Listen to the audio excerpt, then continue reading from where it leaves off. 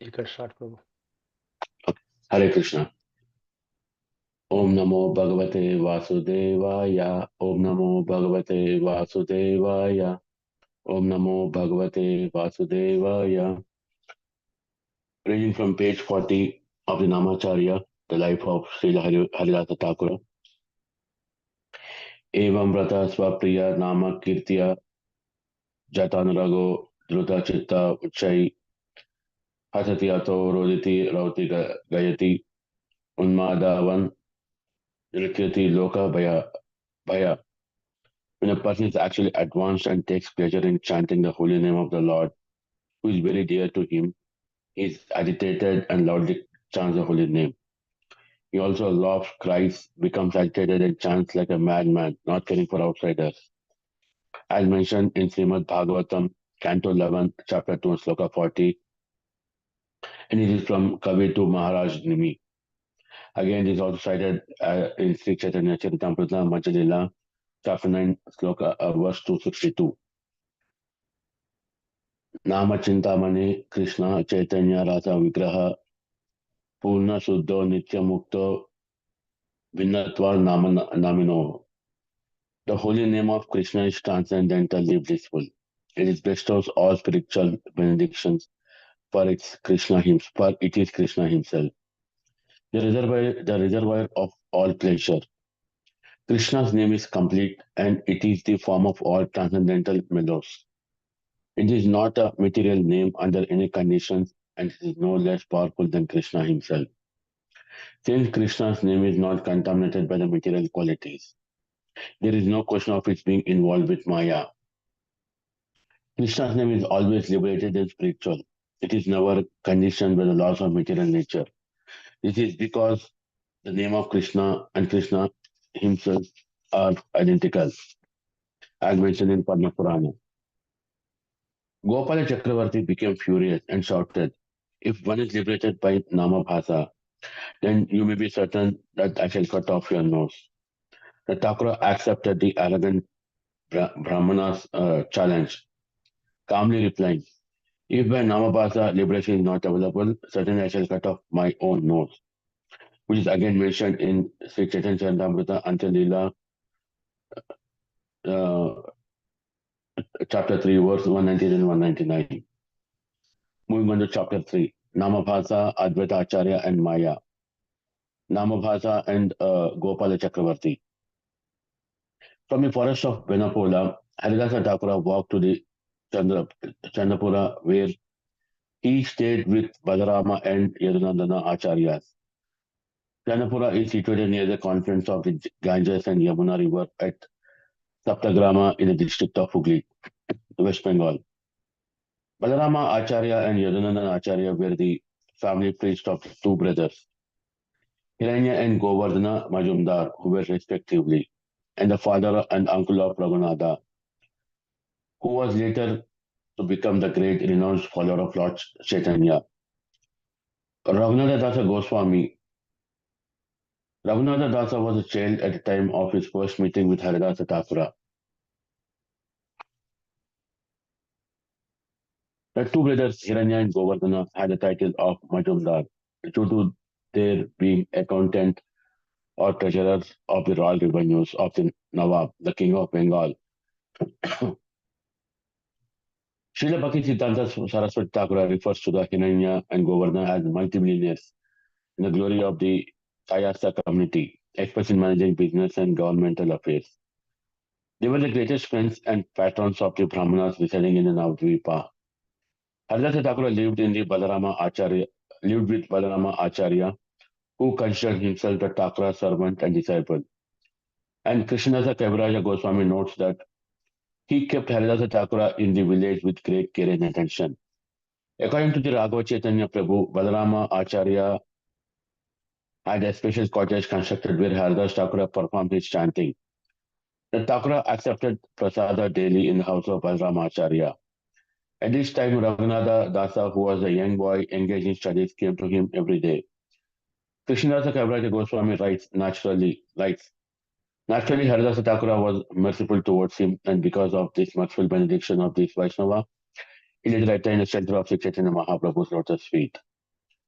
The Majumdar brothers lived in a palatial building, a portion of which was public assembly hall. Balrama Acharya, through a series of humble entreaties, convinced the Thakura to come to a meeting of scholars and brahmanas, as well as many local celebrities.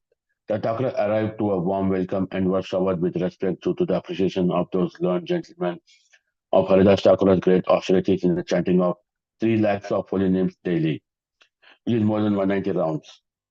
The ensuing discussions centered on the glories of holy name. Holy name. Krishnasa Kavaraja Goswami describes the assessment of the assembled scholars in regards to the holy name and the ensuing response from Srila Haridas Thakura. Some of them said, by chanting the holy name of the Lord, one is freed upon from the reactions of all sinful life. Others said, simply by chanting the holy name of the Lord, a living being is liberated from material bondage. Haridas Thakura protested, these two benedictions are not the true result of the chanting of the holy name. By actually chanting the holy name without offenses, one awakens his ecstatic love for the lotus feet of Krishna.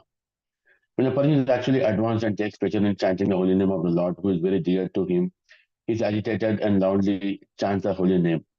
He also laughs, cries, becomes agitated, and chants just like a madman, not caring for outsiders. The above verse from Srimad Bhagavatam was spoken by Sri Narada Muni to Vasudeva to teach him Bhagavata Dharma. Srila Prabhupada explained in the purport of Sri Chaitanya Charitamrita Adilila, chapter 7, sloka 93. Vasudeva has already achieved the result of Bhagavata Dharma because Lord Krishna appeared in his house as his son. And in order to teach others, he desired to hear from Sri Narada Muni to be enlightened in the process of Bhagavata Dharma. This is the humbleness of a great devotee. Lord Chaitanya cites this verse in the discussions with Prakashananda Saraswati and remarks that his guru had repeatedly instructed him that this verse was the essence of all Bhagavatam instructions. The point that love of God is ultimate goal of Krishna consciousness is elaborated by Srila Vishwanath Chakravarti Thakura in his Srimad Bhagavatam commentary called Chaitanya Manjusha.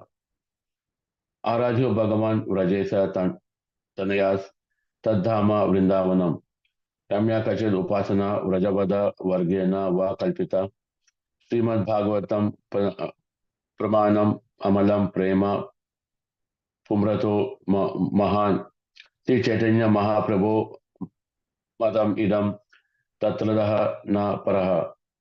The Supreme Personality of Godhead, the son of Nanda Maharaja, to be worshipped along with his transcendental abode, Vrindavana.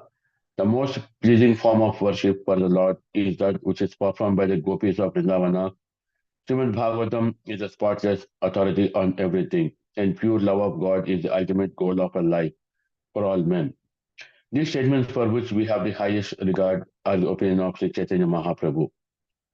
Srila Prabhupada repeatedly cites that the phrase Prema Pumardo Mahan from the verse above throughout his commentaries. This is an important point to understand. One who does not understand this point does not understand the essence of Sri Chaitanya Mahaprabhu's teachings. Hare Krishna, you can stop, Prabhu. Hare Krishna. Sure, Prabhu. As I'm going through the explanation, there is one thing which really strikes me. Your dedication and your devotion towards Lord Krishna is important. And in this material world, the sloka that we always chant. Hare Nama, Hare Nama, Hare Nama ina kevalam, kalo naseva, naseva, naseva, nitigata. Which means to be protected from this material disturbances and other material issues, it's better to surrender to the feet of Lord Krishna and chant his holy name. And in this material world, it is requested to chant the 16 rounds of holy names. And one good example here he's giving is about the two brothers who are accountants, namely Namacharya and Yadunandanacharya, who are not only the two brothers, Harinya and Govardhana, who are not only very devotional and also were following the practice that Srila Haridasa Thakura was performing, but they were also managing the businesses and managing both at the same time without any material contention. Hare Krishna.